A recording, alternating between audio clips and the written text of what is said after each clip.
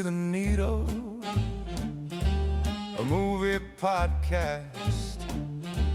Movie the Needle, they said it won't last. Movie the Needle, a movie podcast. Movie the Needle, give it a blast. Two idiots talking alone in our shed. We dissect a film as things come to a head. We kick things off and unveil the ale. Then it's a simple 5-point scale. Only one of us likes it, the other not so. We bicker and joke, no gag too low. Discussion begins, Si tells Carl he's wrong. Carl plays a game and Si sings a song. We do a recasting, discuss who would work. Would he or she, we say with a smirk. In spite of it all, Carl still thinks he's right. The truth of the matter is we both talk shite. Movie the Needle, it's time for the show. Let's not pretend you've somewhere better to go. Hello, my name's Simon and I'm in our shed with my good friend Carl, and this week we look back on the episodes released in January. Emotional reunions and giddy excitement ensues. It's Movie the Needle January 2026 Retro. Well, that's us, isn't it? That's us.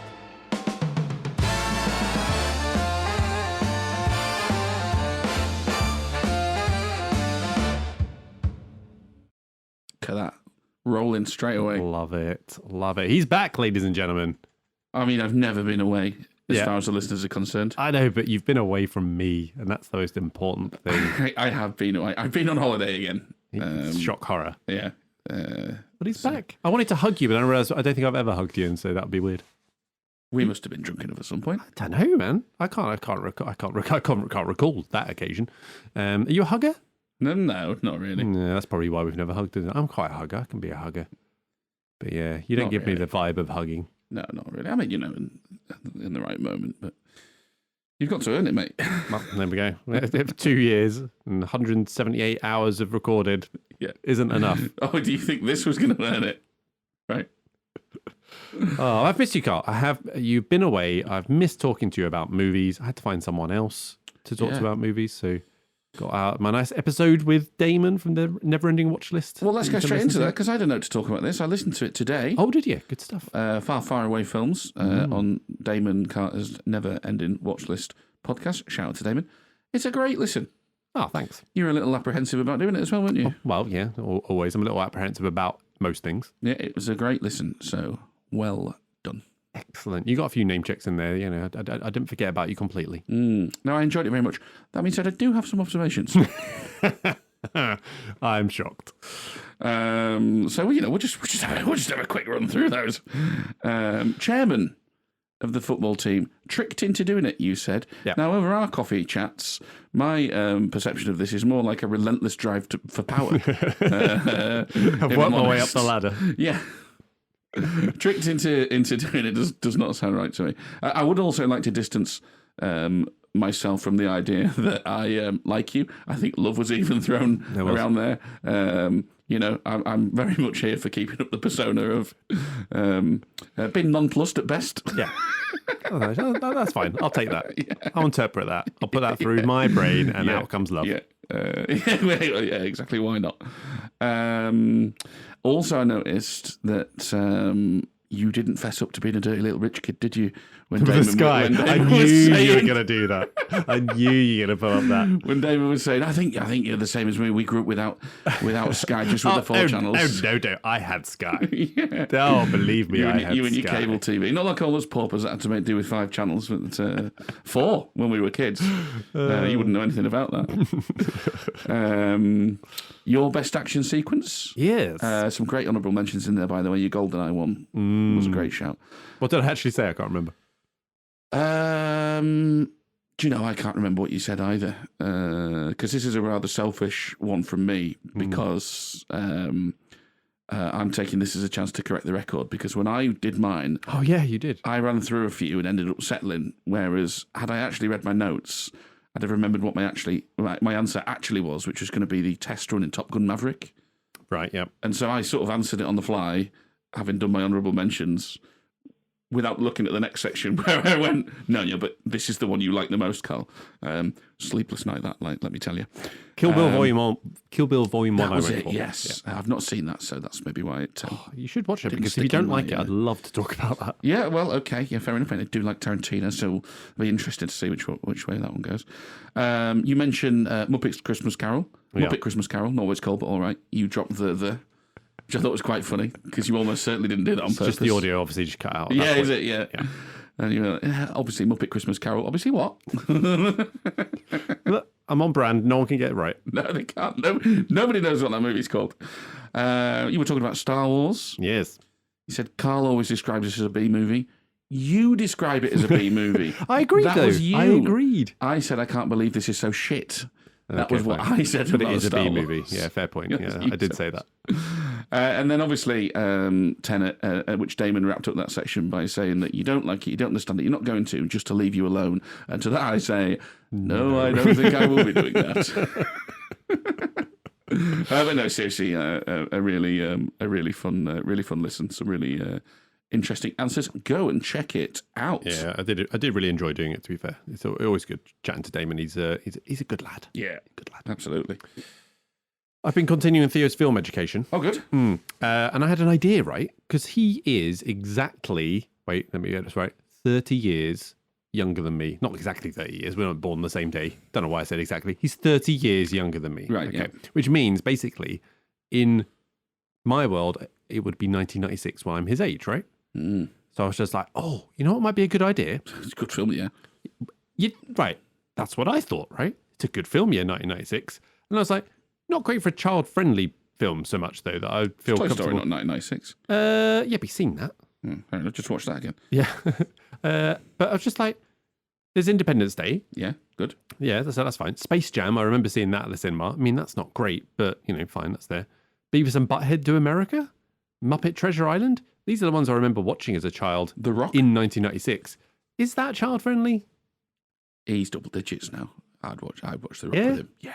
What rating of film do you reckon is acceptable if it's just a bit sweary? You're asking the wrong person, because at his age I'd already watched but Predator and with your Terminator. kids, with your kids. Well, the girls, aren't they? And like, as much as we try not to conform to gender stereotypes, they're just not interested in any of the stuff I want to get them into. Okay. So it's a difficult question to answer. Because it's like the stuff that I watched at his age, I did not watch that at home with my parents. No, Like that was yeah. stuff you watched. Yeah. The stuff that you weren't Well, meant get to be some watching. more sleepovers then. That's it. Yeah. Yeah. You should give him free reign of the remote and see what he finds. Yeah. Yeah. So I don't know if I'm missing some from there, but I had a good old look through Letterboxd all the 1996, and I was just like, it's not quite as the exciting adventure as I was anticipating. Scream? What about Scream? You reckon? Bit stabby. Yeah. Bit stabby. Bit stabby. Exactly. There's plenty of really good films in 1996, quite lots to get in, but are there any that are really ones I want to educate him on as a responsible Sleepers. adult? No, child rape. Good film though. Jerry Maguire. No, we got Jerry Maguire. For God's sake, don't let him watch Crash. Nobody needs to make that mistake again. 1996. Apparently. Was it? Unless this user on Reddit's got it wrong. That doesn't seem right. Kingpin. You reckon? Farrelly Brothers? Yeah. With your parents? Like we watched Wayne's World the other day. It's got to be in that sort of ballpark, hasn't it? Yeah, but there were moments like I was chuckling away, and I was just like, I mean, he's not understanding this. He's not. Oh, I don't think he's got it. I don't think he's getting, or he is getting it. He's going, oh god, oh god, oh god, oh god, Yeah. oh god. Mars Attacks. There you go. Oh, I've not actually seen that. Mars Attacks. Mars Attacks. Okay, Yeah. I'm adding it. I reckon that's the right blend of, this is a bit naughty to be watching as a 10-year-old, but he'd definitely appreciate it. Okay. Yeah.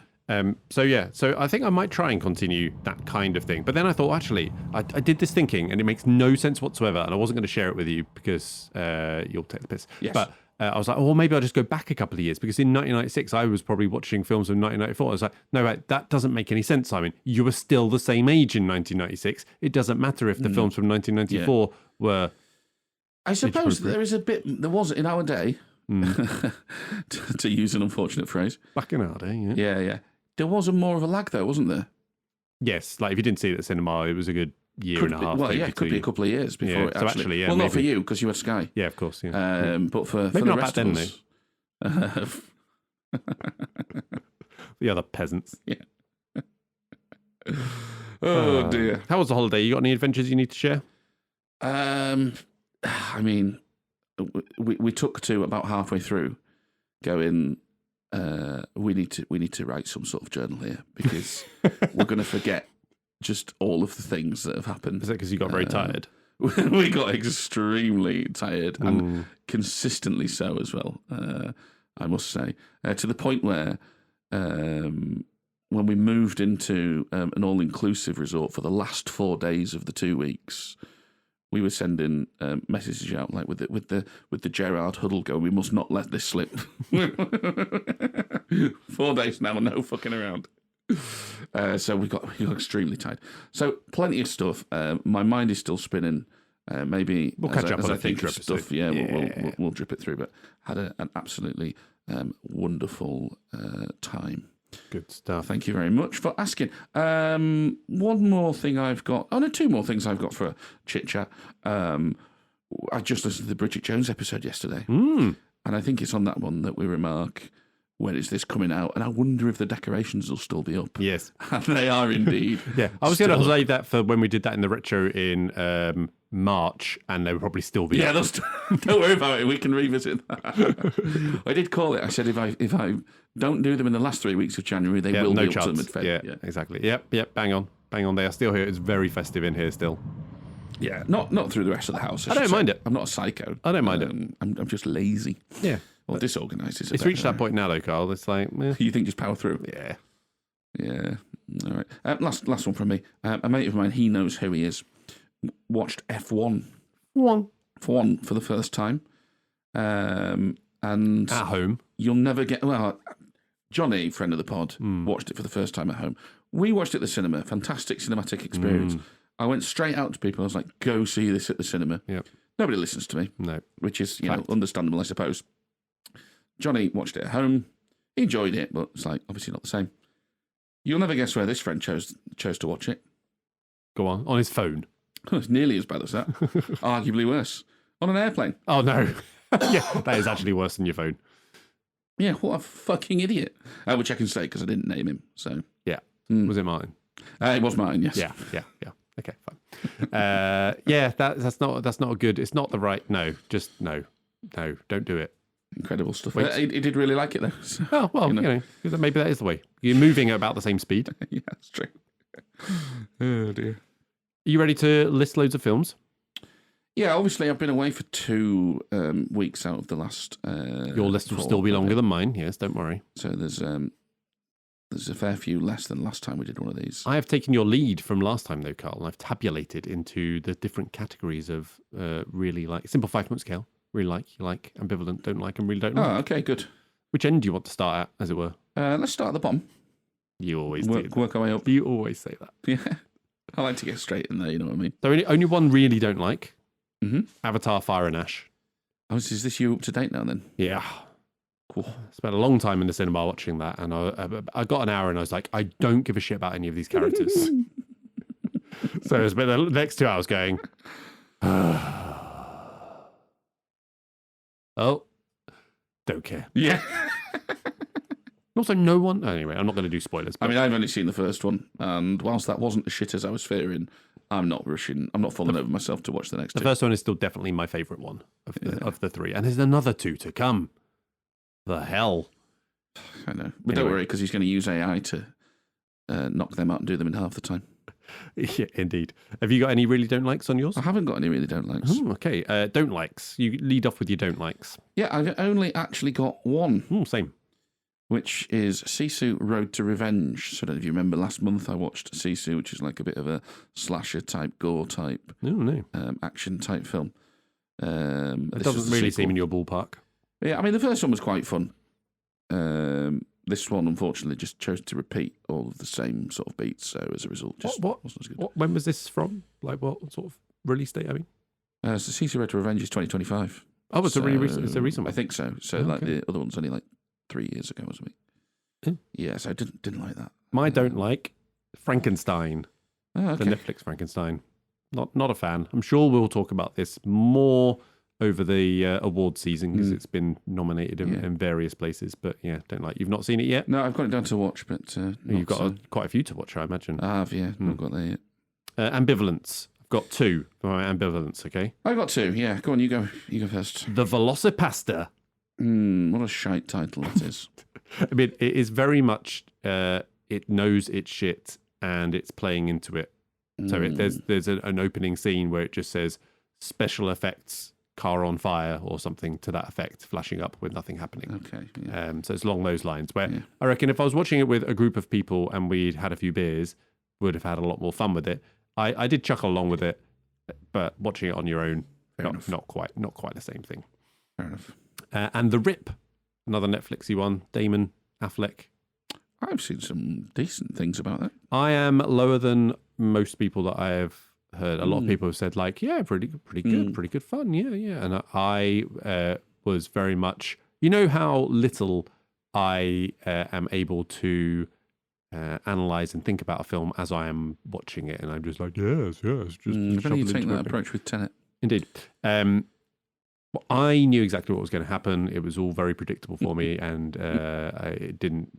All these sort of shocks and surprises, I was just like, yeah, that was really obvious, and so it kind of ruined it a little bit for me. But it is still quite fun and enjoyable, weirdly. So it's like, ambivalent. Fair enough. What about you?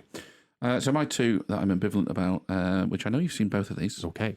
Next Goal Wins. Yes, Taika Waititi one. Taika Waititi in the Western Samoa. Samoa. American. Samoa. Is it American Samoa? American Samoa. Yeah. I saw that on a plane. I'm probably ambivalent as well, to be fair. Yeah.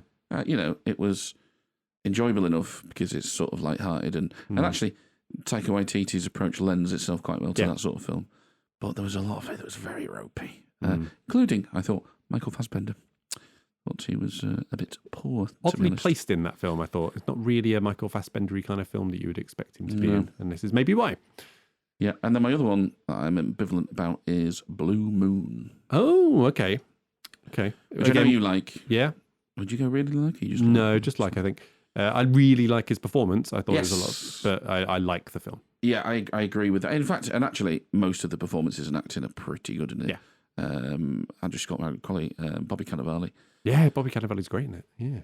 All very decent. I really quite like saying Bobby Cannavale, by the way. Yeah, it just rolls off the tongue, doesn't it? Yeah. Let's do some more Bobby Cannavale films. Yeah, fair enough. Yeah.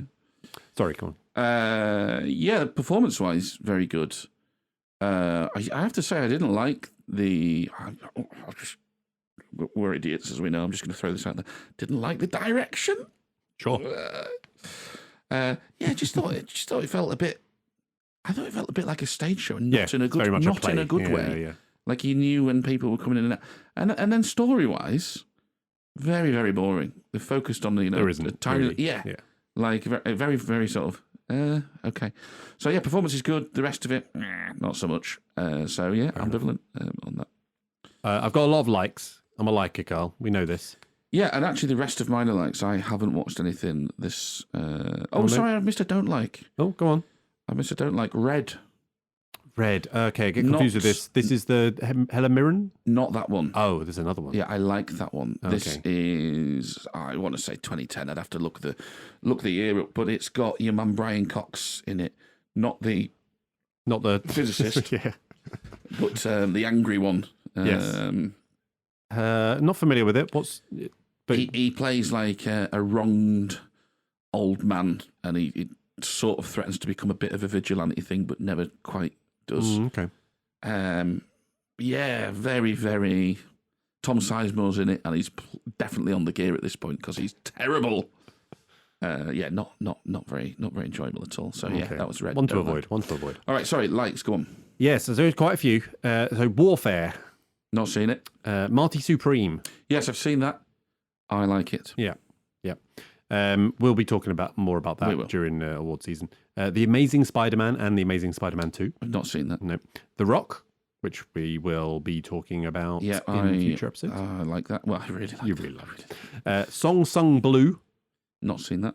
Dodgeball, a true underdog story. I would go like that. I like that. Watch that with the boy. Yeah, that's a good choice with the boy. Yeah. Did he like it? Yeah, he did. Good, because he plays dodgeball at school as well. So now we can implement the 5Ds. So all good. And you can dodge a wrench, you can dodge a ball. It's just a great one. Yeah, next time we're crossing the road, just like, having dodge a car. Rip Torn, by the way, what a name. I know. What a name. Yeah. Not a good one for a porn star. No, less so.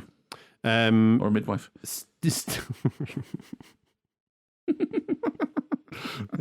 Yeah, that's better. Steve. Not seen it. Elio. Still not seen it. Well, it's worth watching. It's not. I don't think it's the. It's got a lot of hype, hasn't it? Yeah, it's decent, but it's not right up there for me in terms of Pixar. Yeah, I mean, to watch that one with the kids, but Hamnet. Not seen it. Sexy Beast. Not seen it. Have you not seen Sexy Beast? No, never seen it. You should watch it. It's definitely worth watching. K-pop Demon Hunters. Not seen. It's actually quite good. Oh, the kids love it. It's actually quite good. The kids love it. Yeah, it took me by surprise. I was a bit like, oh, but I was like, oh no, there's enough here. There's enough here for sure. Hunger Games Mockingjay Part 1 and 2. Yeah, seen those. I'm probably ambivalent to those, to be honest with you. And Wayne's World. Yeah, I've seen that once upon a time. Honestly, couldn't tell you. In my head, I think silly. I like it. I love it. But Sure. Okay, right. My likes. The Motorcycle Diaries. Oh no, I don't think I've seen it. That's do you know about that one? Yeah. It's Che Guevara. Yes, and his Che Guevara's driving through South America. That was basically what radicalized him. And by a complete accident, I watched that on the plane to Cuba, which was quite coal. Nice. So I was in the right frame of mind when we touched down. Mighty Supreme. We've talked about Target, which is a film with Matt Dillon and Gene Hackman in it. Pretty ropey, but honestly, quite like that. The Mummy, like that. The Brendan Fraser one, yep, like that. I think previously I would have said really like that. Yeah, I think that's what I've got in my head, but I've not seen it since I was very young. So. I mean, I liked it. Actually, The Mummy 2 that I've left off here. But The Mummy Returns? Yeah, The Mummy Returns. I need to do that. So I'm ambivalent at best at that one, honestly. Oh, really? It's a bit of a drop-off. There's a bit of a drop-off. Safe House. Denzel and Ryan Reynolds. Have I seen that? I mean, it doesn't stick in the memory. It's got a bit of a panning, right? I think it's definitely worth a watch. It's very Tony Scott to me. Is it Tony Scott? No, it's not Tony Scott, but it is. There's a lot of those vibes going on, and as just a pretty straight down the line spy thriller in that mold. And Denzel is, as he always is, fantastic. And Ryan Reynolds isn't an insufferable goon. Which helps massively. I think there's a lot of joy to be had in that film. Allied. Bobby Daniel Craig. No, you're thinking of what am I thinking of? The one where he's hiding in the woods. Yeah, what's that? I can't remember what that one's called. Oh, that's called like the Polish... brave, not brave, but something along those lines. Courage, no. Yeah, the sort of Polish resistance. Yeah. No, Allied is Bobby Zemeckis, Brad Pitt, and Marion Cotillard. Right. Yeah. Not seen it. I quite liked it. It's not great, but I quite liked it. I quite enjoyed it. You just like saying Marion Cotillard. Yeah, I do. I'm also quite like Marion Cotillard, if I'm honest. St. Vincent, which is a latter-day Bill Murray. Yes. I remember seeing that. I've not watched it, but I remember looking at it when I was doing your. These are all pretty middling in terms of ratings for me. But I again really enjoyed that one. I think Bill Murray's very, very good at it. Anaconda, yes, that one. Really? J-Lo, John Voight. Oh, that one. No, right, I'm not watching the new one. That'll be absolute dog egg. Yeah. But the original... Dog egg? Yeah, plenty to like about the original. 90s peak cinema. Okay. I'm not sure I've seen it. Yeah, give it a watch, mate. Yeah. Fast Charlie, I know you've seen that. Pierce Brosnan. Oh, yeah. Was that the first watch for you? Yeah. Yeah, I can't remember what I thought of that. You weren't a fan. Not like it. You were ambivalent at best. Yeah. So we'll have to check that out because we might be able to do that in the pod. I thought that was a bit old school. I thought that was a bit of a throwback. Did Pierce Brosnan get choked? Pretty sure he did. I can't remember. He must do. He does in everything. Good Morning Vietnam. Oh yeah, I like that. Yeah. And Memphis Belle. Anyway. Have you got any really likes? No. I've got loads because I've been rewatching some Nolan. So I've got The Prestige. Yeah. Really like. I probably really like that. The Dark Knight Rises. Yeah, I probably really like that. Yeah. Yeah. 28 years later, The Bone Temple. Saw that I've at not cinema. seen that yet. Have you seen the first 28 years later? The first third one? The first third one? Yes, No, I haven't. The one from I've seen the first two. one, Your first, the first second one. Yeah. I've not seen the first third one. Yeah. Nor have I seen the second third one. Right. Yeah. Or the first fourth one, Both. which you might call it. They're both well worth watching. I actually think I preferred The Bone Temple to the first third one. Very good. Fair enough. Yeah. Spider-Man No Way Home, the latest Spider-Man film. Watched that with the boy after watching all of the previous Spider-Men, so we could watch that one. Who's Spider-Man? If you in know, that? you know. That's Tom Holland. Okay, so it's not your boy Andrew Garfield. He also makes an appearance though. Oh my Hence why God. we had to watch all the other ones. I don't know, something about him, Carl. I don't know what it is. Something about Andrew Garfield. He just can't act. I think and I know what you're hearing there is me saying I think he's a bad actor, and I'm not. I'm saying he can't act. He is simply Andrew I see what you Garfield mean. in everything. He performs and sometimes as he's Andrew Andrew Garfield with a funny accent. But he is always just Andrew Garfield because he simply can't act. He doesn't have it. So if I just like Andrew Garfield, I think that one might be going on. Right. Yeah, I think you just think he's a nice boy. I'd like to invite him over for tea. I think that's what you're thinking there. Okay, my last one, Carl. It's controversial. Go on. I don't think you've seen it. Bridget Jones, Mad About the Boy. I've not seen it. No. I actually really like it. Oh, you really like it? Have you filled in the blanks? Have you gone for I've seen the first two, and I've not seen Bridget Jones' Baby, but I watched that one because it's BAFTA nominated, and I'm trying to get through all the BAFTA films ahead of our BAFTA episode. So I watched that. Got me, man. Got me. I watched Hamlet, didn't shed a single tear. Bridget Jones, it destroyed me. What the hell is wrong with me? Oh dear. But yeah, really, really enjoyed it. It took me by surprise. Very good. But anyway, that is the film. I also saw a couple of documentaries: The Perfect Neighbor, Mr. Nobody Against Putin. They're both documentaries. Who knows? Couldn't tell you. But The Bone Temple would probably be my recommendation for you to go watch. Well, I think it's on the list again, isn't it? So, What do you mean? is that not getting an Oscar nod or anything? No, I think the first one got something, but I think this one is maybe too late. I've definitely downloaded Is it Yeah? for something. Huh? I was going to watch it on the plane, but oh well, never mind. Definitely didn't download it. For anyone listening out there. Hang on a minute, I can fix this.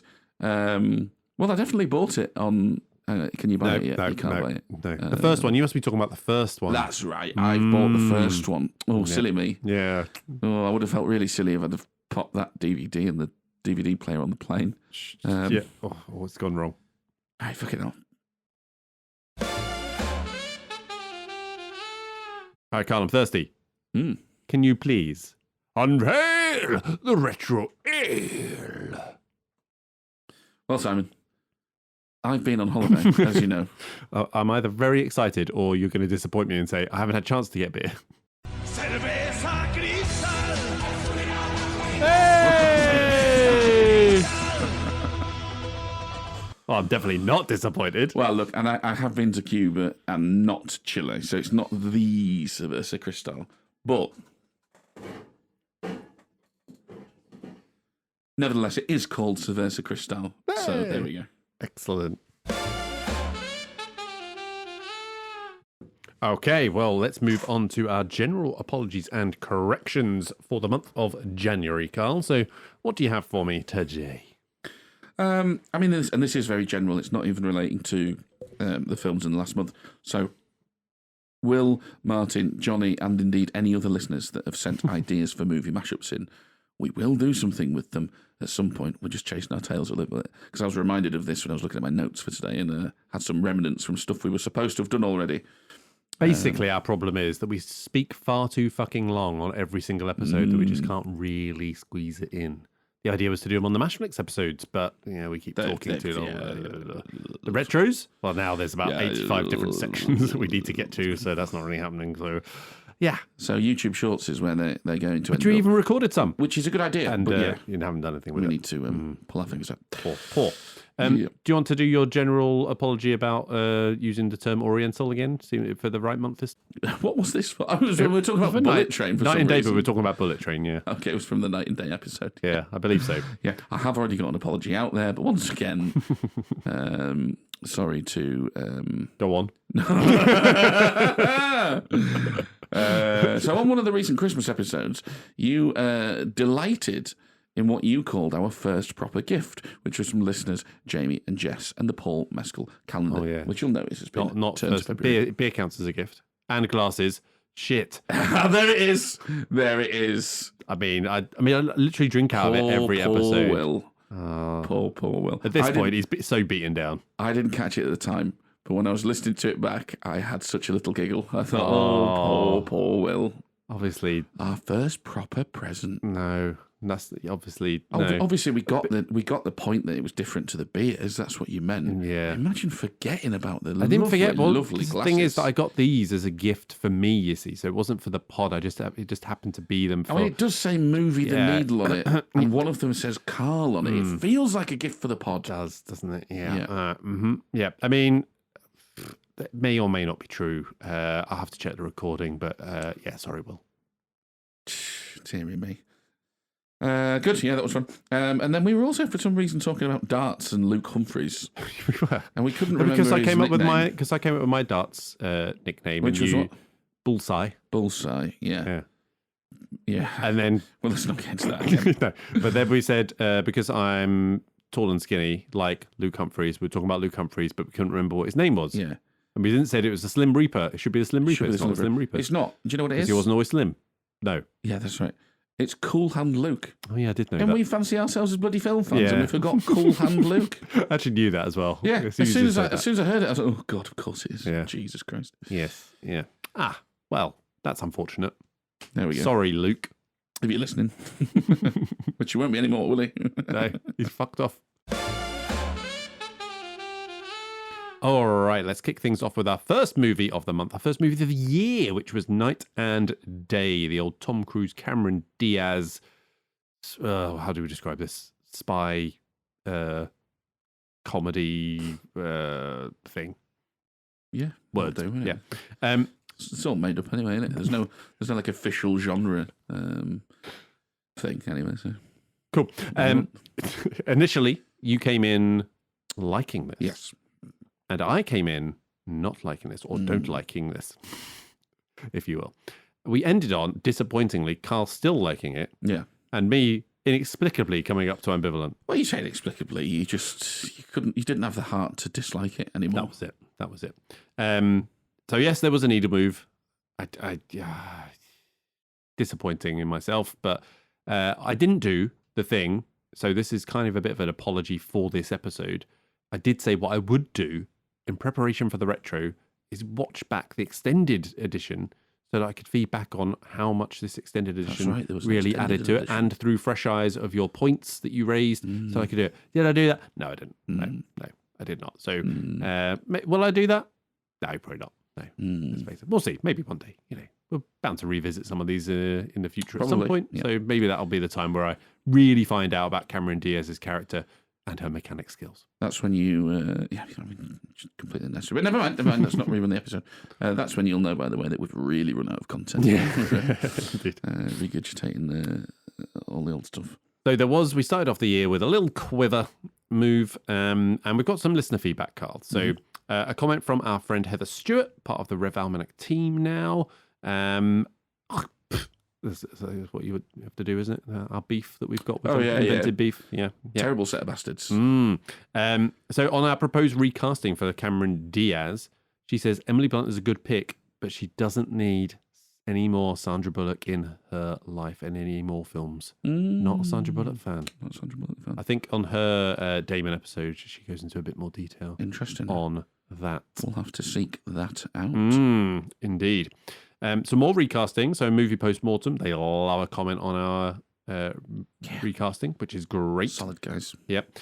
Getting the Speed guys back together for his suggestions of Keanu Reeves and Sandra Bullock as a recasting. Don't mind it. Yeah. Don't mind it. And then Will has provided some feedback. So he says, I'll be honest, I was up for it. Great leads, obviously knew what it was and what it was doing.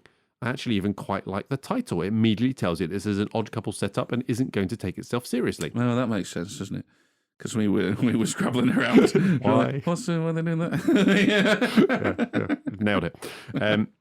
He says he doesn't think Carl's usual argument of just relax, enjoy it works because he agrees with Simon. It's just not good enough. It's not funny enough or actiony enough. Frankly, it's boring. Well, look, that's fine. I must say the 90s show this up.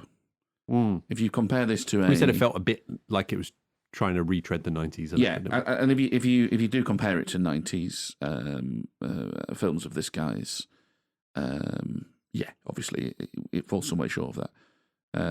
I do think it holds up favourably against other modern action films because whilst it's not as sincere as the 90s films, it's also not as meta and self-deprecating or as stupidly stylised as a lot of the modern stuff. Mm-hmm. So, look, there's no accounting for if people find it boring. I understand that. But actually, I'm kind of pretty comfortable with, this isn't fucking stupid like some of the other slop we've got at the moment. And I find enough there to get through it. Fair enough. Will also said that he found the conversation about there being no such thing as a bad film interesting, just watching it at the wrong time or mood or place or whatever. He says, having just watched Santa Claus Conquers the Martians, I can assure you there are some terrible films out there. Well, I think we did say that there would be some exceptions to that, but largely I think that's a sound. Yeah, once you've reached a level, right? There has to be there's a bar that you reach, and above that maybe that applies, and below that maybe that's. So Blackbird's not making the cut. Is Blackbird is not making the cut. You should definitely watch it though. Which again, I mean, I've stumbled halfway through it, and I was like, was that the film you meant? This is again the film you mentioned on your Far Far Away films episode. But yeah, I think we said at some point we'd have to get together and have a few beers and watch it because on your new 85 inch. I couldn't get through it. Not yet. Keep your powder dry. I will not. Any lingering thoughts, Carl, on the episode? Just beyond what I just said about comparing it to the 90s versus now. Yeah, I mean, this is a struggle because we did record this episode so long ago that if I've had any thoughts on it, I certainly don't anymore.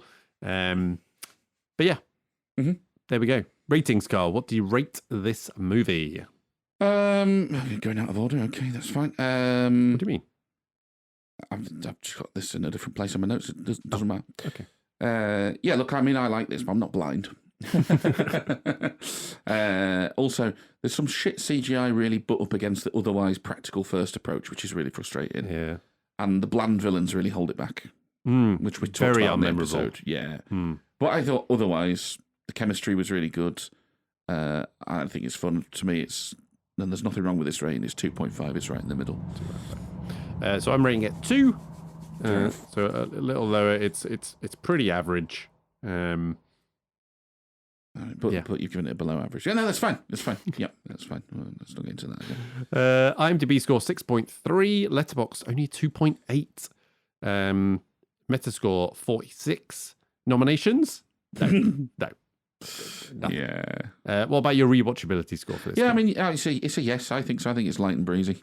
Yeah, so I've put meh because it's a decent length. Would I seek it out? No. If I stumbled across it, sure. Fair enough. Best scene. Yeah, it's a bit of a cheat, this, because it's more of a section of the film, but it's not a long section. So starting with the warehouse scene, we get the clever reveal of the message on the corrugation of the shipping container. Oh, yeah. Nice bit of spycraft. That goes straight into the warehouse shootout, which you get very True Lies. And then it ends up with her being drugged, and she fades in and out, and it wakes up to see, in very quick succession, she wakes up to see him hanging upside down, and then she fades in and out as he escapes, then she fades in and out as they skydive, then she fades in and out as they speedboat, and finally she wakes up on a beautiful tropical island as he wades in and slaps fish down on the grill. None of that's overly long.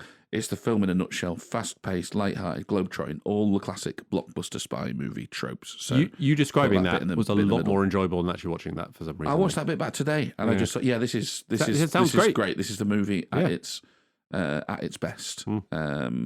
And unfortunately, the villains get involved after that, and it does start to get a bit harder work. But I mean, I think I enjoyed all that. For me, it's lacking those killer scenes that really stick with me. But the one that I guess did is the plane scene. And even though I did write in my notes, which I have no recollection of, hanging on by a sausage, which sounds great. Can't actually recall that scene. By a sausage. Yeah, I don't know. There was someone dangling by a string of sausages or something. I don't know. Not sure. Wrote it down. Can't recall it. Is that? Yeah, doesn't he like lift them off a waiter when they're walking through a garden at some sort of party or something? No idea. No idea. Can't recall. But anyway, the plane scene where it all goes, everyone's dead, and then he has to kind of land the plane while she's in the bathroom, tightening herself up and thinking that she's onto one here. Yeah, that's good. Yeah, so that was pretty entertaining. Yeah. Best quote, Carl. What have we got? So there's a couple of I've got sort of a couple of honourable mentions because I again sort of speaks to the chemistry bit between them, and I thought there was a bit of snappy dialogue in this. Roy, when he says, "I've been trained to dismantle the bomb in the pitch black with nothing but a safety pin and a junior mint. I think I can get you out of some clothes without looking." I'm not saying that's what I did, which we then get a call back to later. Yeah, and she goes, "I've been trained to rebuild a 6-speed transmission with nothing but a pair of pliers and a crescent wrench. I think I can get you into a pair of shorts without looking." I'm not saying that's what I did. Quite like those. But the one I've gone for is a bit back and forth between Roy and June. Some people are going to come looking for you now. Why? They'll tell you I'm mentally unstable and violent and dangerous, and it will all sound very convincing. And June says, "I'm already convinced." Which drew exactly the same reaction as you just gave then. Yeah, which is weird because didn't laugh in the film. I think maybe you should just do a one-man show of it. Yeah, I must have asked you this in the episode. Were you just in a bad mood? Well, how are things at home? Quite possibly. So not because it was good, but it at least plays on something that I do remember. The old "with me, without me, with me, without me" yes. part. But I did write one down that I quite like. In that someday. That's a dangerous word. Yeah, it's really just code for never. That is a good line. Good line. It almost doesn't belong in that film. No, it doesn't. But good line. I like that line. Favorite character? Do we go for cheap Javier Bardem? Well, that's just to touch on the someday. That's a code word for never. Again, I think the writing's not terrible in that film because we get a call back to that as well. Because after she's drugged him, she's rescued him right at the end. She's like, "Wake up! It's someday." Yeah, there we go. Which is nice. So, yeah, there we go. Favorite character?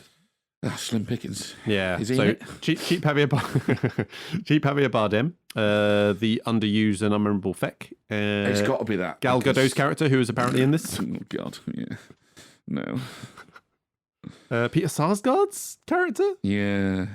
Maybe? No, I think it's got to be Paul Dano's Feck. Yeah. All right. I don't know. I'll just go for Peter Sarsgaard's character, who's called Fitz. Oh. Yeah. I don't know. I couldn't. It's one of the two main ones, or that's it. I can't. Well, and that's the problem. As soon as we rule ourselves out of those two who are carrying the whole film, you're in bother. So I'll go for Feck.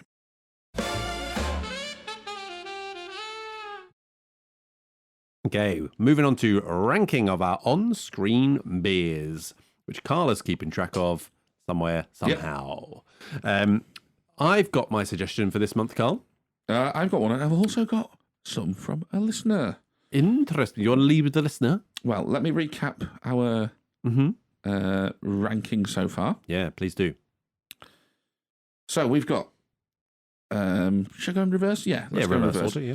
In last place, the Shaun of the Dead beer. How many we got here? What's the... we've got 7 at the moment. Yeah. Because we've been keeping these 2 films that we've both seen. Yep. So we got 7. So in last place is Shaun of the Dead beer. Yep. Not a slight on the beer. Looks like a lovely pint. Yep. But something's got to come in last. We've got In Bruges, one gay beer from a gay friend. Yeah. We've got Jaws on the boat beer. Yeah. Little underrated for my money, but never mind. Yeah. Democratic decision. We've got Gran Torino. Do a bit of racism. He's tired. Sit down. What do you need afterwards? Have a beer on your porch. Do a bit more racism. Yep. So we got that bit. Looked like a lovely beer. Yep. You'd earned that beer. We've got the Quantum of Solace Sweaty Bolivian Bar beer. Wonderful looking beer. Wonderful looking bar. And I'm drinking in a few bars that looked a bit like that this past couple of weeks. Absolutely fantastic. The Blood Diamond Foreign Extra Stout. Yep. In the beach bar. Lovely. Pod staple. And we've gone in first place at the moment with the Shawshank Redemption Roof Freedom beer. Yep. Yeah. Cool. Right, so do you want to do listener? Let's do listener. This is, I've got 3 suggestions, all from Johnny. Okay. 3. Ooh. Y tu mama tambien. Oh, see, I You've seen that film? have seen it a long time ago though, so I might not remember It's the bottles of exact scene. Sol in the beach bar at the end as they also drink tequila and dance, and then get jiggy with it after that. Bit of party beer. Yeah, bit of a party, exactly, bit of a party beer. And that whole section of the film is just, yeah. Yeah. So where's it sit in the ranking? Ooh. Well, automatically it's on a beach. Yeah, yes. So it's above the Winchester. Yeah. And it's probably above in Bruges as well. And it's probably above in Bruges, yeah. Yep. So your next Jaws checkpoint is it coming above Jaws and the boat beer? But there's a certain thing about the Jaws beer which is just something. It's still at sea, so we're still in sight of water. It's got the opener as well that you like. The old opener. Indeed. Oh, you can't see that. Sorry. Like I was wanking. Yeah. Not again. I knew we shouldn't talk about beer so much on these episodes. And then what's after that? Just Gran Torino. Yeah. I don't really want to push Jaws any further down. That's the problem. But there's going to be things that are going to come ahead of it. Where are you thinking? What's your? I mean, the issue I've got with this is Jaws is too low for me. I'd have had Jaws above Gran Torino because I would have loved to have slotted this just above Gran Torino, just underneath Jaws. I can't do that, so I think it has to go beneath the Jaws beer because it's on the boat beer. I'm happy with that. Yep. So put that E2 Mama Tambien.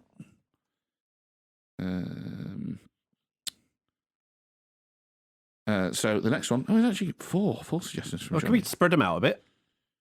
Yeah, if you like. Right, I'll just do another one then. Yeah.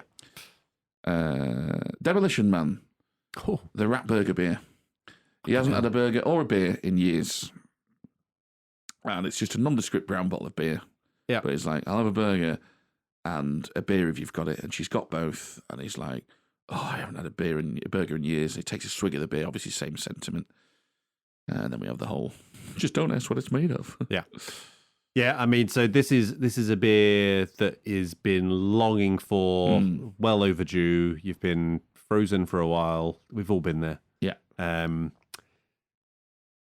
Where does that first beer after a detox sit?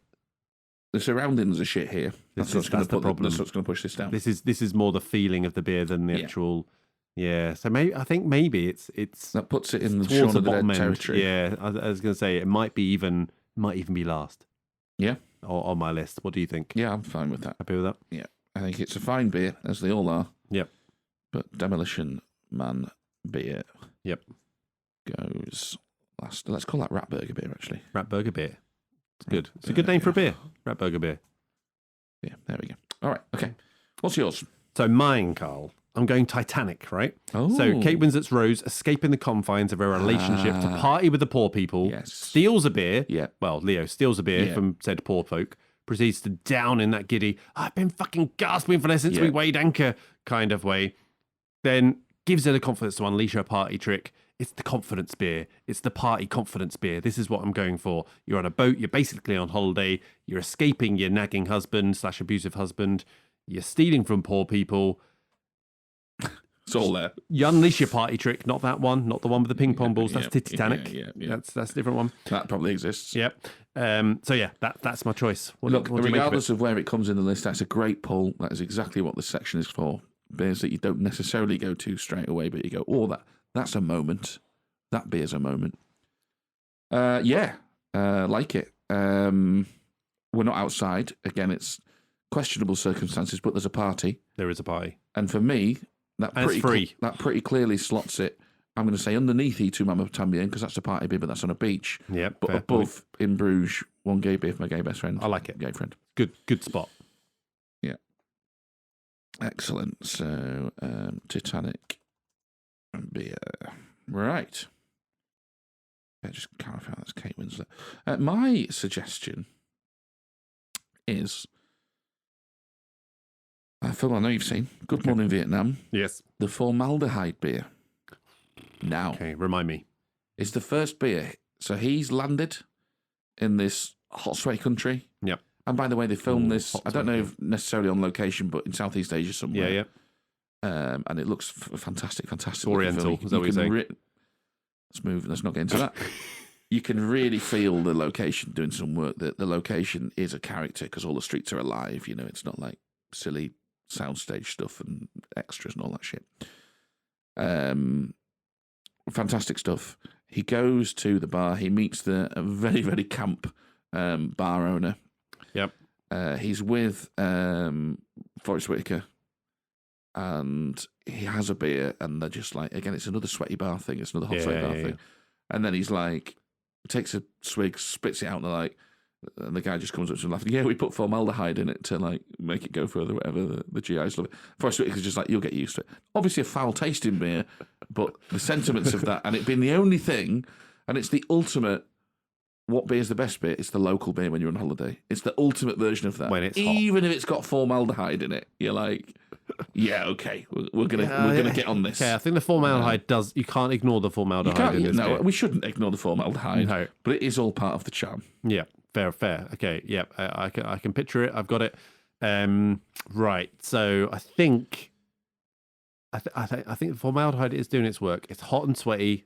That's also doing doing some work. Is it as simple as going above or below Demolition Man Ratburger beer? I think just because the hot sweatiness, it's got to go above. Yeah. Would you put it above the Shaun of the Dead beer? Is the hot sweatiness carrying it that far? Formaldehyde. Even with formaldehyde? Oh, it's close. Yeah? It's close. What do we think? What's the next one? Just so I can judge. After that's In Bruges, one gay beer for my gay friend. No, I don't think it's above that one. I'm going to put it ahead of Shaun of the Dead. Right. But behind In Bruges. I'm happy with that. Yeah, I'm happy with that. Good morning, Vietnam formaldehyde beer. Lovely. Okay. So, just to recap, from reverse to first, Demolition Man Ratburger beer, Shaun of the Dead beer, Good Morning Vietnam formaldehyde beer, In Bruges, one gay beer for my gay friend, Titanic beer, Kate Winslet, E2 Mama Tambien beach party beer, Jaws Quince boat beer, Gran Torino racist beer, Quantum of Solace sweaty Bolivian bar beer, Blood Diamond foreign extra stout in the beach bar, and the Shawshank Redemption roof beer. Gonna take some beating, isn't it? What about the beer?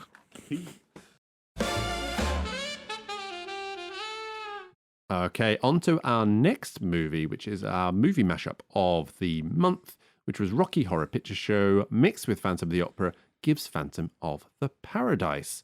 Now, I can't recall if we came up with an alternative mix for that. I know it's impure, but did we? We did not.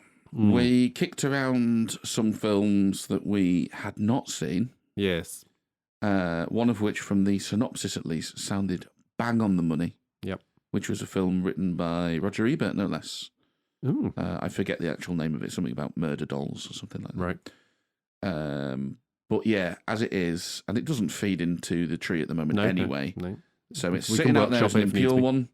And we've got a few ideas to maybe go at if we get around to watching some. We did feed in a little bit to it, though, didn't we? So we've got a little branching happening of a musical-esque one. So, yeah, who knows? We may explore that once we have. We're back to the mash flicks uprooted and the film.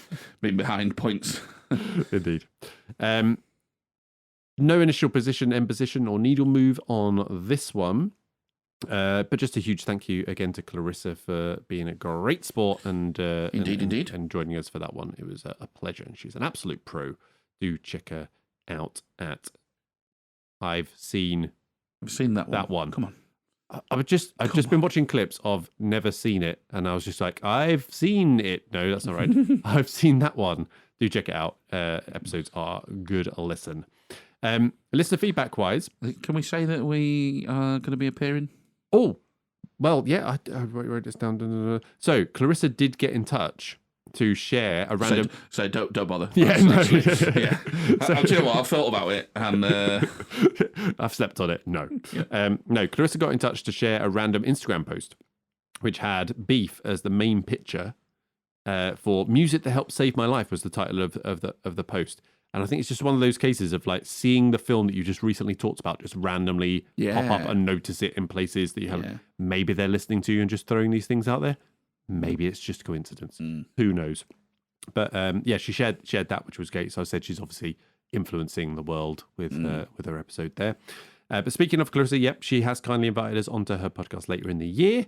And now I've said it publicly, she officially can't go back on it. So really looking forward to that, particularly the film that we're going to be tackling, which we won't reveal just yet, but it's going to be a good one. Yeah. Quite excited by that one. Yeah, very. In terms of feedback, well done to Morbid Movies podcast, who correctly guessed that Rocky Horror Picture Show and Phantom of the Opera had to be Phantom of the Paradise when we teased that. So well done to them. So my feedback from this is, of the people I spoke to, no one has heard of Phantom of the Paradise. But it was a really good it's perfectly good mashup. So if you have heard of it, I think that's some credit to Clarissa as much as... it's definitely works. Morbid Movies podcast. Morbid Movies podcast. So good name. Well done all around. Yeah. Will is really dragging his feet on watching this one. And as I said to him, he's definitely seen worse movies than Phantom of the Paradise. So that's some faint praise. Just get over it. We'll get onto our ratings. It's good. Tell you what, on other thoughts I had, there's a few good Rocky Horror gifts that I've been using since we watched Rocky Horror Picture Show, since I watched Rocky Horror Picture Show for the first time. There's a good one with anticipation GIF, which I've used at work a couple of times when someone is teasing something very fucking dull. But yeah. Look forward to being on the receiving end of that one in the future. But no, apart from that, you got any lingering thoughts? I've done my very best not to. As we said on the episode, not my sort of film. Not your sort of film. No, you enjoyed the episode, but not your very sort much of film. so. Yeah, and I was very thankful that Phantom of the Paradise actually for me was at least the best film out of the three that we were focusing on. So let's hear your rating then, Carl, for Phantom of the Paradise. Yeah, well, I mean, look, it's a musical that remembers it's a film first and not a stage show, which I very much appreciated. But I do think that having basically ripped off 2 or 3 films, it's really difficult to make a mark with that. And doing this, the retro, and revisiting it, really showed me that a lot of the scenes and quotes aren't particularly memorable either, in my opinion. So it's not bad. It's not a bad film. I don't think it stands out from the crowd either. So once again, I've gone for 2.5. Yes, I'm slightly higher than you on it. I think it's again just I generally like musicals a bit more than you. And this was very unusual and weird and wacky. But as you say, had some interesting stuff going on from like a direction point of view and that, which you can listen to the episode and hear our full thoughts on it. But yeah, I'm a little bit higher, 3.0 for me on that. But it is very well liked. For those people who have seen it, they do really like it. Can believe it. Yeah. So it's got an IMDb of 7.3, but a Letterboxd of 4.1. So interesting disparity between the two. Metascore 67, so critics not exactly falling head over heels for it. Nominated for 1 Oscar for Best Music, Song, Score, weirdly titled award bit there. Lost out to The Great Gatsby, one of the versions of The Great Gatsby that has been done, which I've not seen. Sort of a Redford one around that time, I would imagine. 70s, yeah, would that work? Yeah, there we go. Not seen it, can't comment. Rewatchability, Carl. Think I might know where you're going with this one. Yeah, it's far too chaotic for me. It's a very no, as much as I did appreciate some of the stuff going on. Even for me, it's a no. Like, I'm glad I've watched it, but it's not going to be one that I would rush back to rewatch. And unless there was a very specific type of person who would like this type of film, it's not one I would like introduce someone to and watch it with them necessarily either. So I put a no for me for that one. What's your best scene, Carl? It's Beef's performance. Yeah, no, that was good fun. Yeah, enjoyed that. Which ultimately culminates in the finale of the film as well. Yeah. So mine was the split screen bomb in the car whilst the song performance is going on. Homage to the opening of Touch of Evil, which we mentioned on the pod, which I've not seen, but having seen that scene, definitely links into that. I thought that was very interesting to watch, very well put together. Best quote, difficult one, I thought. Yeah, I mean, I've got no honourable mention. It's all beef. Mm-hmm. Swan said, something bothering you, beef. Beef. Swan, this was scored for a chick. I'm not doing it in drag. Swan, you can sing it better than any bitch. And he goes, you don't know how right you are, Goliath. Very fun. I mean, beef in general is just Beef very fun. is good, yeah. Good. But the best one, I thought, is, man, you better get yourself a castrato for this because it's a little out of my range. Castrato, I'm almost certain, isn't Castration. a type of vocal range. But obviously lovely play on words there. I like it. So, yeah. Honourable mention, no more suicides, Winslow. Mm. Quite like that as a line.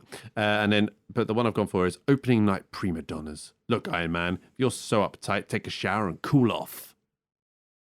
Yep. Not got a lot there, mate. Cool. Cool. Favourite character? Beef. Yeah, beef. Beef for me as well. All right. Anything else you want to touch on with the mashup? All right. Do you want to play a game? I'd love to play a game. All righty. Just open this bit up by saying, well done on explaining the ratings in the last section very clearly and concisely and without any issues whatsoever. And there definitely wasn't something I said that got cut. As you were. Okay. Carl, it's a retro episode, which means it's time for a blind ranking. Would you play the song for me?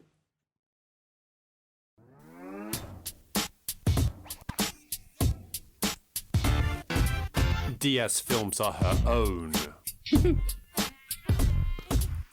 Threw some films together. The common theme is Cameron Diaz. It's who I am, it's what I do.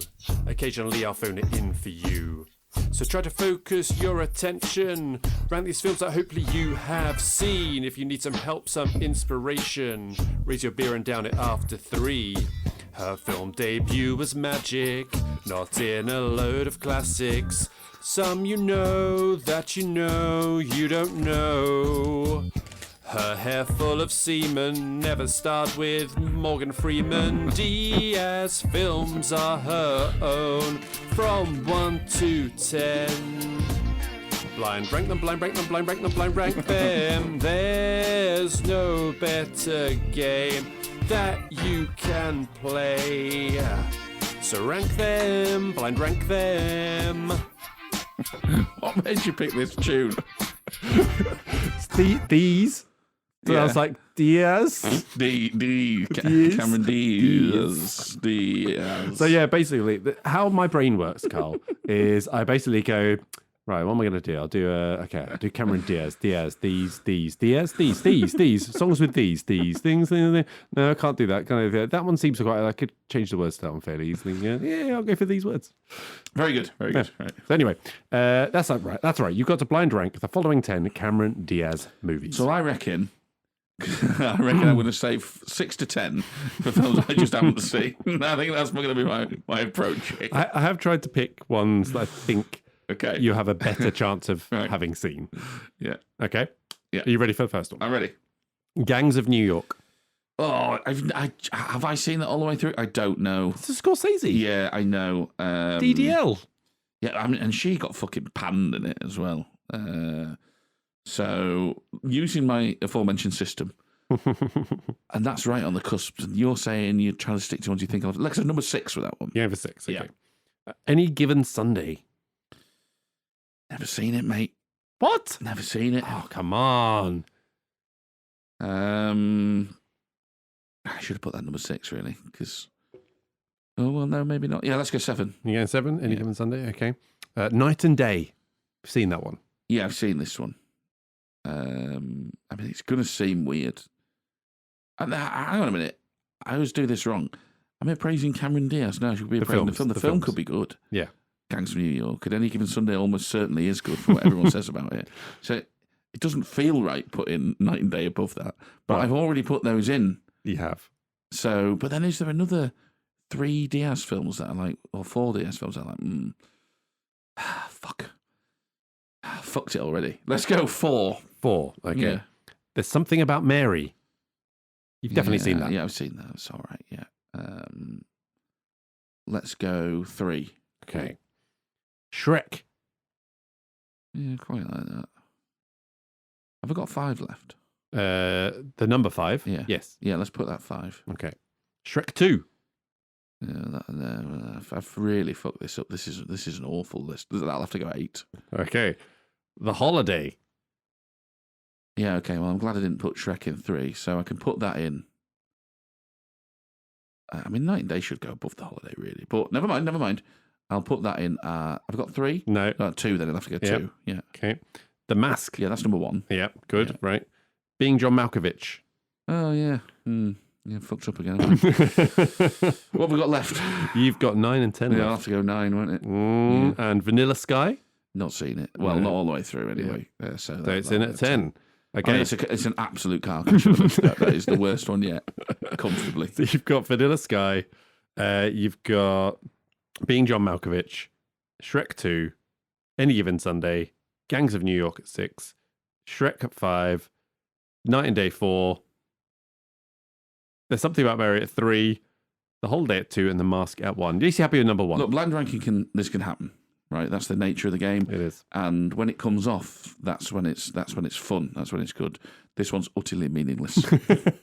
And honestly, were it not that a game is solidly part of our format, I would just simply cut it. But there we go. There we go. Well done. Well done. Now we move on to our Directors' Hall of Fame. So we've obviously covered our films, our classics collection, but we just don't talk about the directors enough, we don't think. So we've started up a Hall of Fame. Now we've talked about a few already, Carl. We've talked about Steven Spielberg, Todd Phillips, James Cameron, Tarantino, Bob Zemeckis, Orson Welles, not Charlotte Wells, and Rob Reiner. And some of them have got in, some of them haven't. Maybe perhaps a little surprising, but that's how this list works. Currently in is Rob Reiner, Orson Welles, Bob Zemeckis, James Cameron, and Todd Phillips. We're not talking about Ridley Scott. Maybe.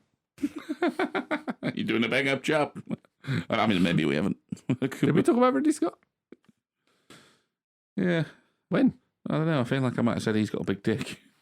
At some point, which may or may not be related to this section. Quite possibly, because all I've got down is Rob Reiner last time. So I might not have written down what you added. So maybe Ridley Scott was in there. Anyway. And Ridley Scott. Yeah, Ridley Scott. I'll listen back to our last one with that one. All right. Well, this month, I am proposing Clint Eastwood. Ooh, I love it.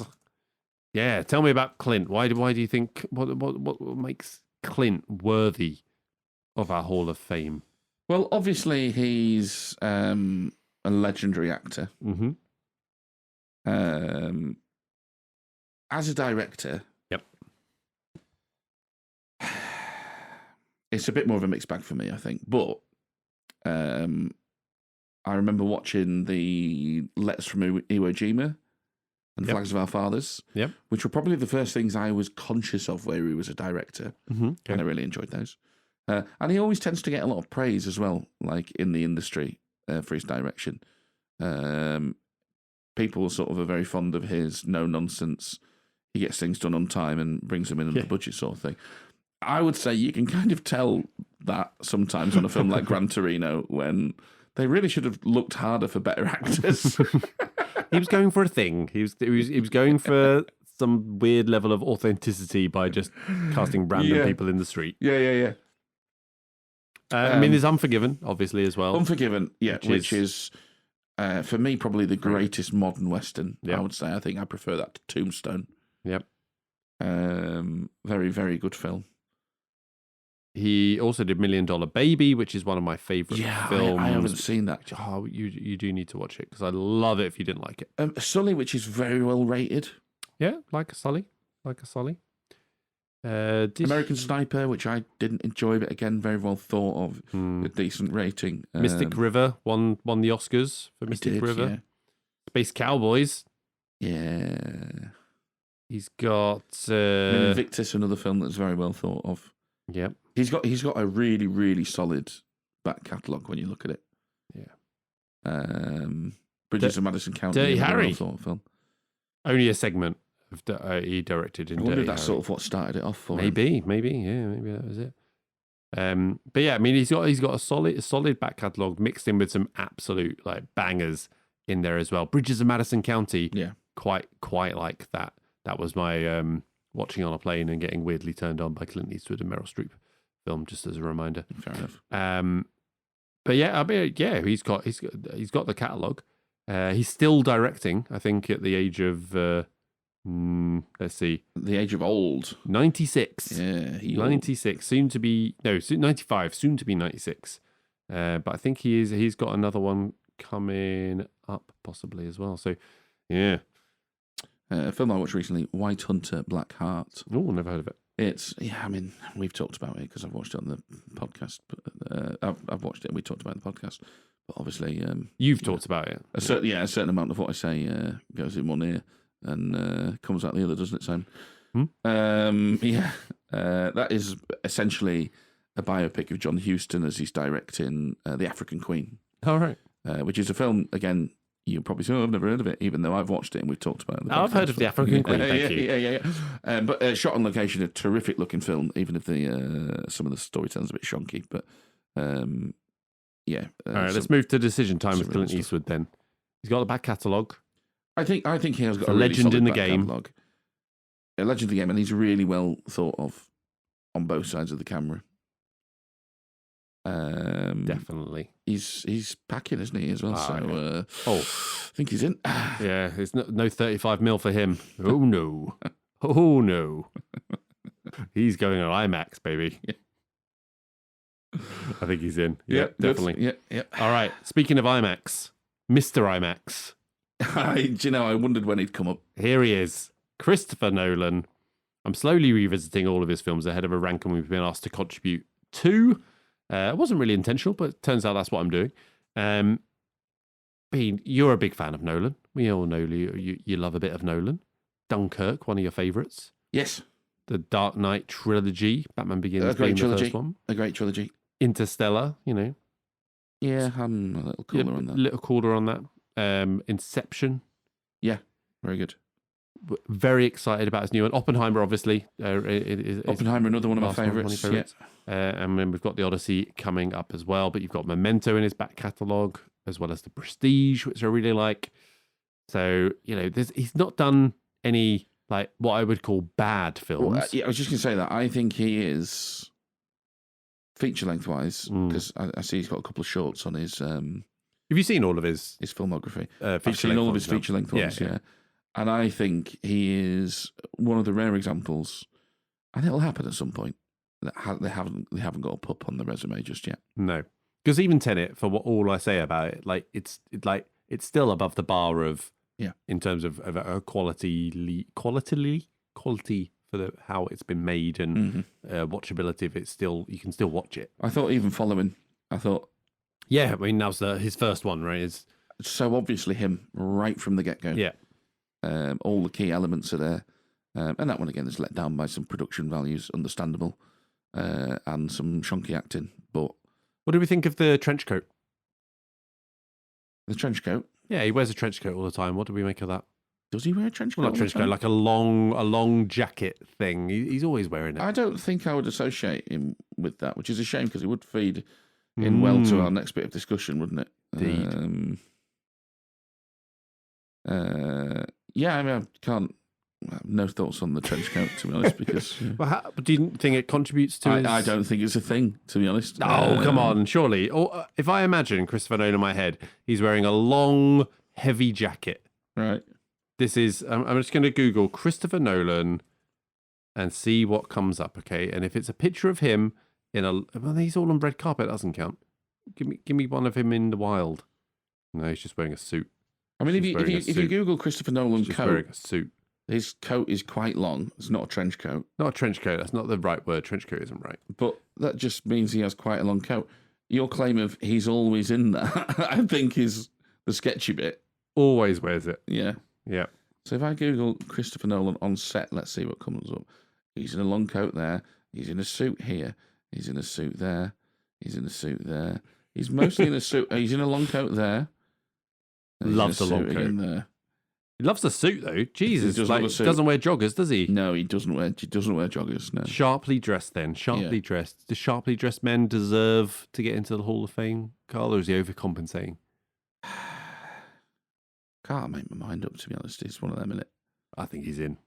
You think he's in? Yeah, you just got a feeling about him. Yeah. Because if I was to guess, I'd go the other way, you know. No, I'd say thin, but Right. yeah. Lacking the girth. But... yeah. Right.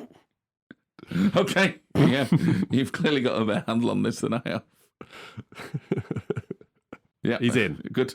All right, good stuff.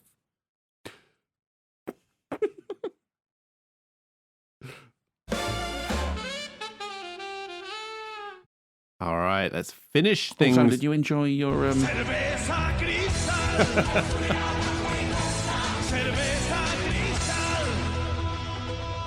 Yeah, it's good. Yeah, I like Good. it. Thank you. Yeah, Anyway, I also quite enjoyed my.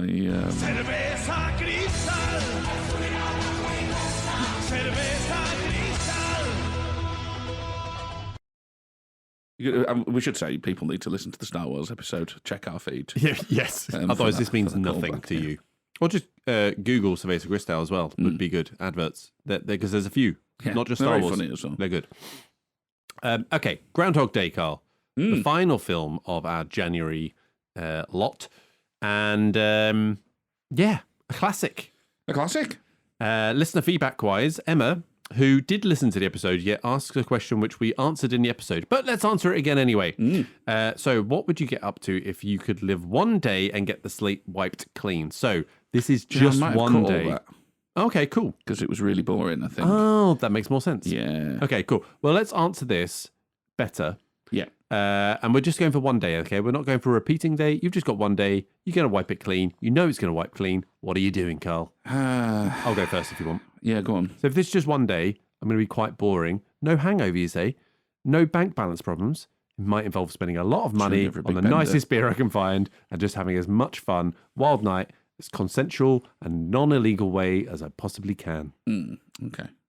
Boring, but that's probably what I do. If it's just one day, not a lot you can do in a day. You can't travel very far. No. What about you? Yeah, it's difficult because I'd like to do I'll learn loads of languages and stuff, but you're not going to do that in a day. No. That requires the other days. One day. Not the film.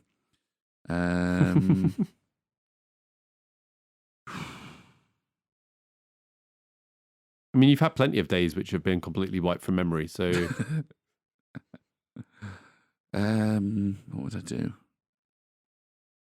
Had the inverse. In fact, everyone remembers it, but you don't. It's just so very, very bad answering these sort of questions. Yeah, I mean, you think this is a bit... Carl, think like about... I am should we just say pass? I'm genuinely stumped. Yeah, okay, Yeah, okay, cool. yeah. Sorry. But Emma knows you. She knows you can't answer questions that are conceptual in nature.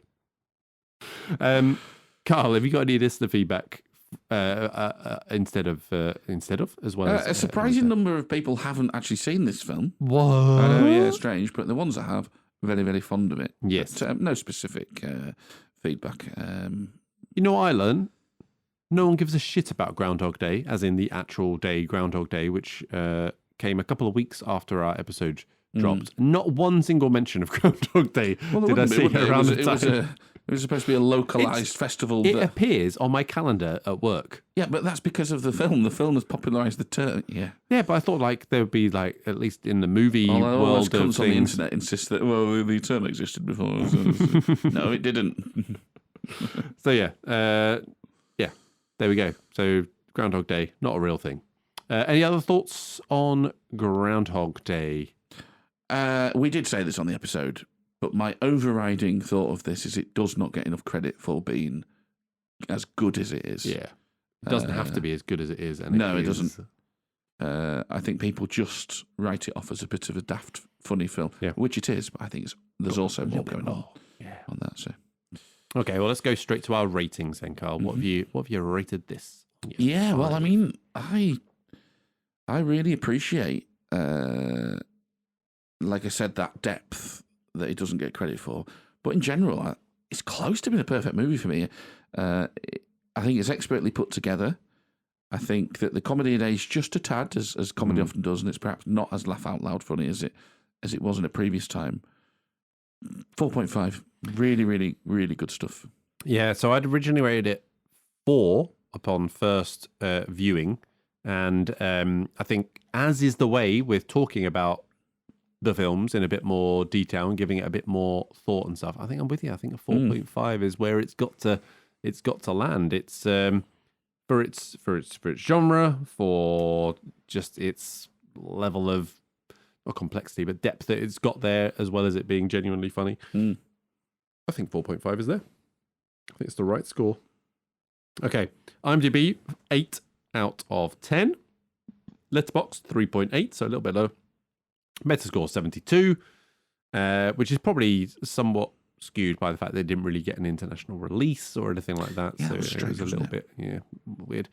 Nominations, it won Best Original Screenplay at the BAFTAs, but nothing at the Oscars, which is weird because it didn't even get fucking released internationally. So not really sure how that one happens, but there we go.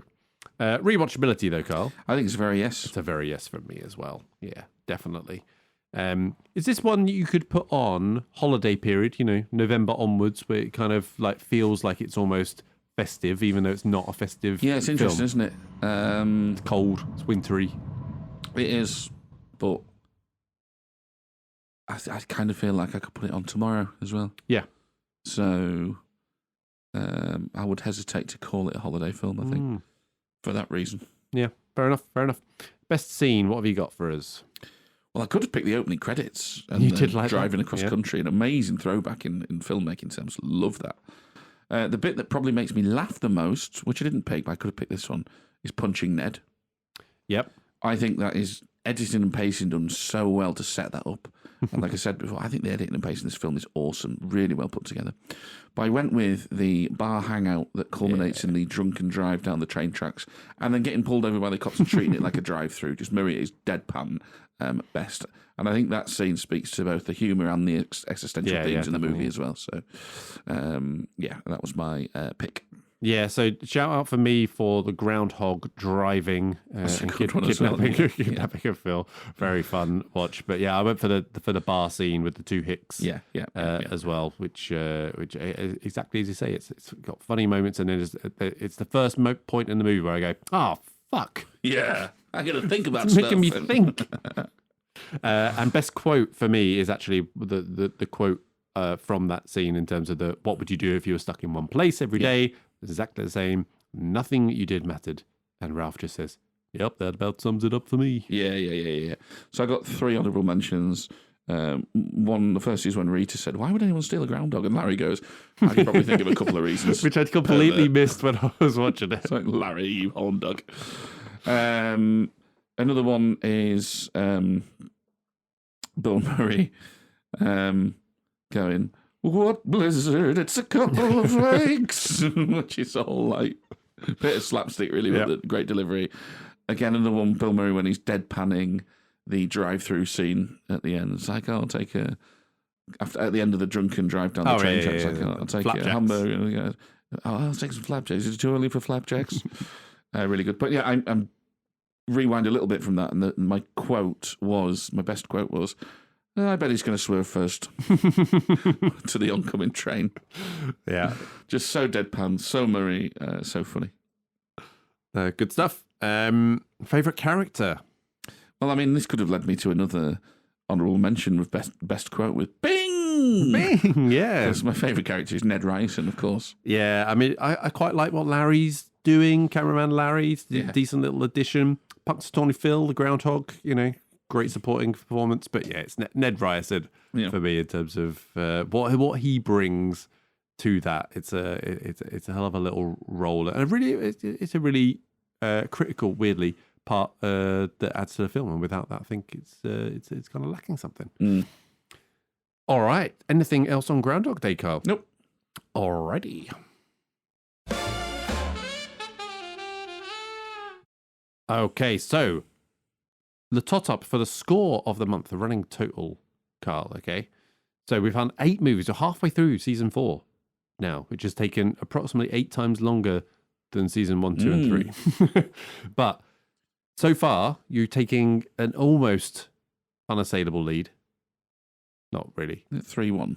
4-1. 4-1. Yeah. Is that including this month? Including this month, it's 4-1. Okay, So you got a needle move this month. Well, it's not unassailable. It could be 8-0 for the. Seems unlikely, doesn't it? It does seem a little unlikely. A three lead seems pretty tough. Yeah. Considering we've had 3 stalemates already, Yeah. double that up. Yeah. That's another. It's going to be tough. I'm going to have to get basically 5 of the next 8 to really. 5. Yeah. Can't see happening. But anyway, so 4 to you, 1 for me, 3 stalemates. That adds up to 8. That's where we are. Top 3 then, Carl. So this is one you requested after the recent passing of Robert Duvall. Do you want to do top 3 Robert Duvall performances or roles? Top 3 Robert Duvall roles, you said. Is that right? Roles, so then that we don't just put The Godfather 1 and 2 Yes. in as it doesn't. It top does. 3. Yeah, it might not change things massively, but it's a little distinction. So Robert Duvall recently died, aged 95. Bit of a screen acting legend in some excellent films. But what were his best roles? Now, I think this is very much more suited for you because I imagine you have seen a lot more of his back catalogue from when he is in his sort of younger prime days than maybe I have. But have you got any honourable mentions? Yeah, in the top 3? A few. This is what leapt out to me when we were doing this.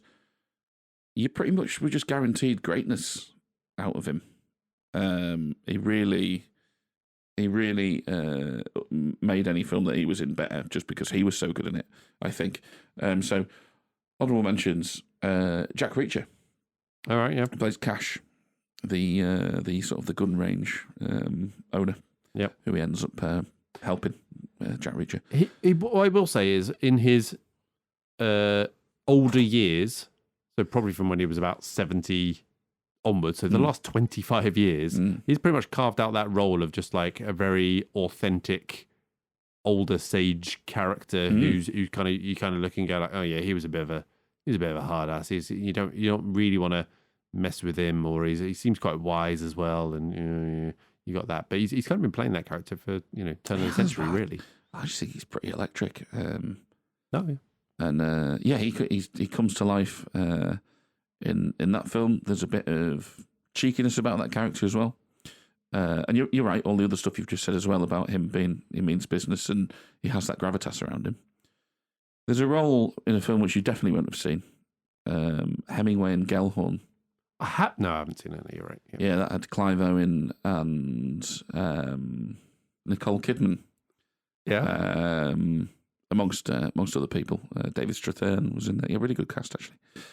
And he has an uncredited role in that. I have no idea why it's uncredited. He plays a Russian general, but he absolutely steals the scene in that. He's so much fun. Really, really good. Prendergast in Falling Down. Oh, yeah. A film that I saw way too young, but haven't revisited since I was 9 years old. So worth a revisit. He's absolutely brilliant in that. Harry Hogg in Days of Thunder. Mm-hmm. Again, just electric in that. Really, really good.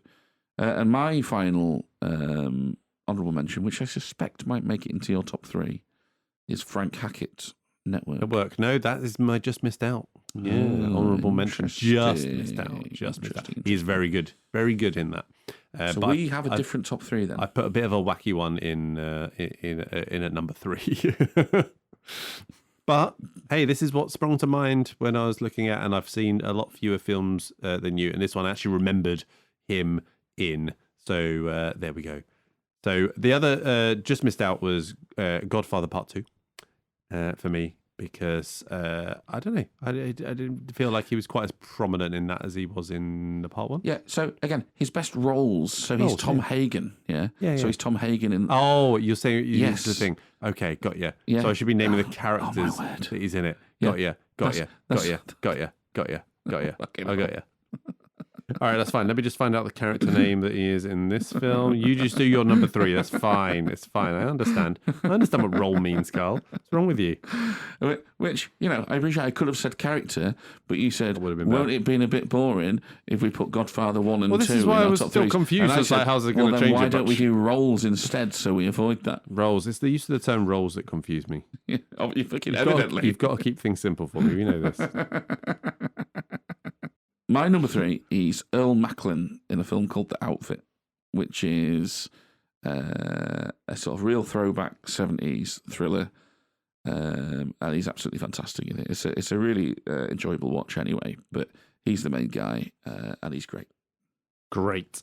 Well, I've definitely knew this character's name throughout the whole thing. Yep. I just looked it up. Yeah, but you're focusing on the role, not the movie. Obviously. Yeah. Yeah. 'Cause it's his particular I'm role definitely in the focusing movie. on the role here. Yeah, okay.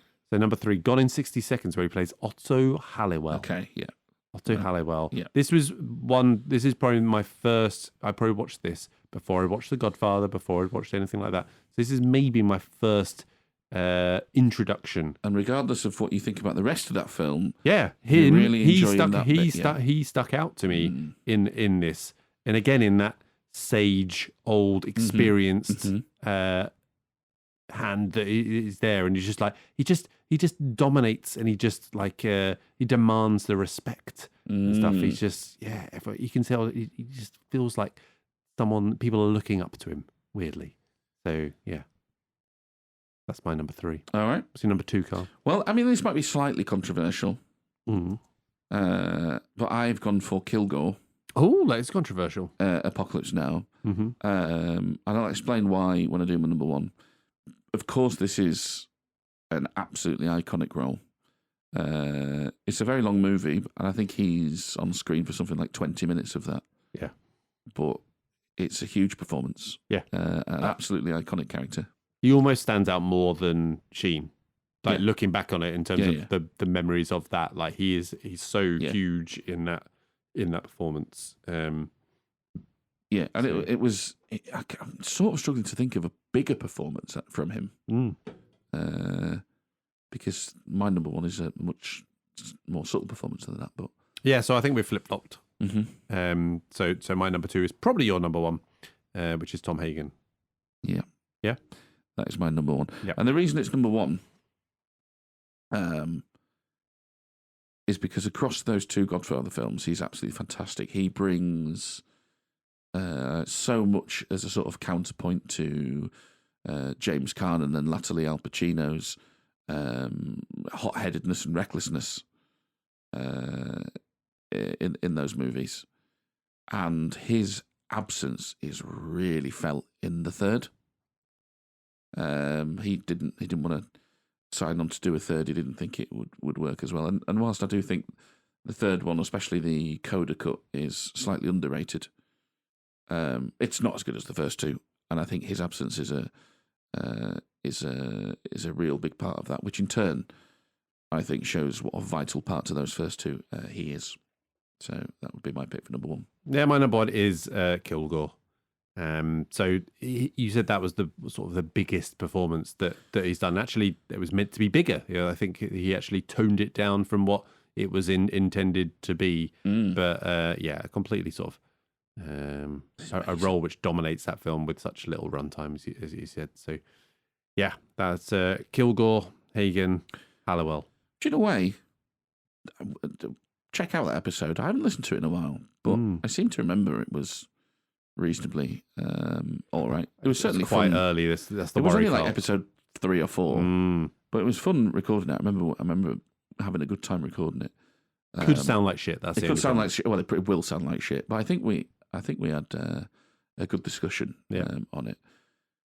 But it's funny, like, had the Brando performance been bigger, possibly as intended, because as we discussed on that episode, he turns up overweight and they end up having to just cast him in shadows and, almost minimise his performance. I sort of wonder how well that would have worked, given that Kilgore's in the same film. Yeah. You almost don't want another character to... Don't want to be too similar. Yeah, to go up against that. And it sort of complements it nicely then that you've got him as a much more brash sort of antagonist compared to Kurtz, who I think works quite well in that movie, even if it was unintentional. But yeah, anyway, check that episode out. Maybe it's good, maybe it's shit. I think that could be our tagline. Yeah, it could be our tagline. Although I think Gennaro Gattuso said that first. Really? Yeah. Sometimes maybe good, sometimes maybe shit. Fair enough. All right, let's get to our movie, The Needle Classics Collection. This is where we induct some movies into our collection that have the stamina. They have to stand the test of time. They have the girth. They've got that broad appeal. And of course, they have to penetrate those memorable characters, moments, lines, scenes, whatever it may be that has penetrated into popular culture. There's a long list that you can find on our Letterboxd, which is up to date, so you can look at all of the ones that have been previously inducted, and we cover one a month in our classics episode. So, Carl, have you got a suggestion for this month for us? Yes. Or actually, first of all, anything that we've talked about this month that we think should go in there. Groundhog Day's already in there. That's a classics episode. Groundhog Day's already in there. Look, we're the best one in the world. Night and Day's not in there, and it's never going to be in there. No, agreed. Even though arguably it might be Cameron Diaz's better performance. And I can't make a case for any of the musicals either. Any of the three out of the mash. To be honest, we should have been looking at, was it Schumacher's? The Phantom of the Opera. We should have been talking about that in those terms, but no. But he shit the bed. Absolute shite. Yeah. So no. I thought Rocky Horror Picture Show actually, you could say, but even so, I don't think it is. No, I don't think it meets our criteria. Yeah, it's some of the criteria for sure. Like there is some iconography that's come out of that. Yep. The rest of it is just yeah. So nothing from the films we've covered. But what have you got for us this month? I'm playing it with a straight bet. Okay. In fact, no, fuck it. I'm not. I'm going. All right. I'm going a bit more. Go for reverse sweep. Well, yeah, because this is too easy. Like this one's on at Christmas every single year. It's obviously Christmas. a classic. Christmas. So forget that. It's not a Christmas film. All right. It's on at Christmas. Yeah, it's just on at Christmas all the time. I can do better than that. I can push your boundaries a little more. I love it when you push my boundaries. Pushing the envelope a bit more than what I was going to say. Ooh. Team America. For me, it is. Now, no question on some of the fronts here. We know that there's some iconography. We know there's been some cultural penetration. I mean, the secret signal, which Simon is doing to me now. I mean, I think that was bad intelligence. Very bad intelligence. Oh, I'm sorry. I think it's brilliant. I mean, yeah, Christ. Jesus, titty fucking Christ is... Yeah. Yeah. Matt Damon. Matt Damon, yeah. Oh, it's all there. I'll sleep with you if you promise me you'll never die. I'll never die. Oh, man. I mean, I really want to put it on there. South Park was really, really popular. I haven't got the box office numbers, but I imagine for a film of that sort, it was very, very popular. Yeah, piggybacking off of the back of that. I mean, I love it. I mean, I would put it on. I think it is. There is aspects of it that have penetrated, as you say. Broad appeal is probably falling down on a little bit in terms of. Yeah, there is a certain age of person that will probably, our age of person, who will very much have a strong connection to it. And beyond that, maybe not quite so much. How old is that, though? Is that early 2000s? 2004. She didn't do that great in box office looking at it. No. So, yeah, I mean, it's probably borderline, but I would be tempted to tip the scales just because any excuse that we can actually cover this in a future episode, I would be more than happy. Sold. Yeah, so we'll just have to say, look, borderline wide appeal, but the cultural penetration is such that it slips in there. Brilliant. Right, okay, my one. Oh, I've got to make a choice. I've got a list of 3. I didn't know which way I was going to go.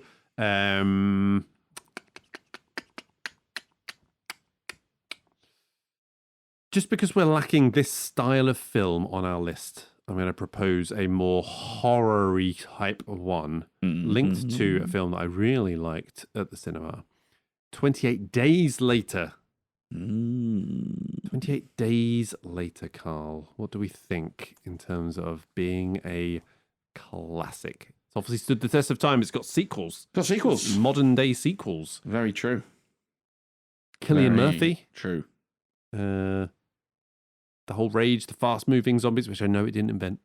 That'll be Dawn of the Dead and such and all of that.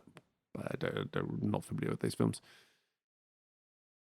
I think it's hard to say it hasn't got broad appeal as well, given the sequels that it spawned. Yep. Yeah, I'm not. I can't really think of an argument against it, to be honest with you. Yeah? Yeah. Happy? Yeah. In? Yeah. All right, then it's in. Okay, I'll save my other ones for a future time.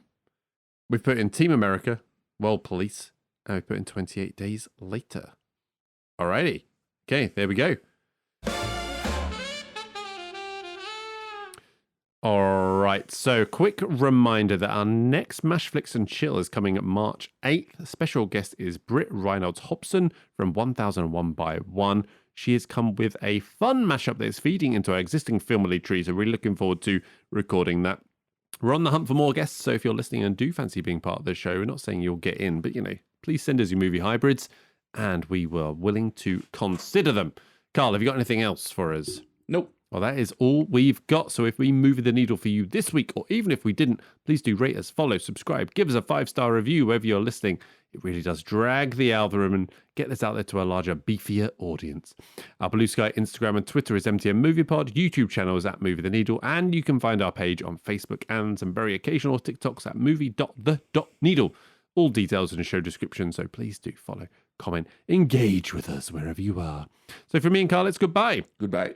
Join us next week as we justify our whole release schedule strategy as we skip the 29th day of the month and head straight to March with our next Movie the Needle canon episode.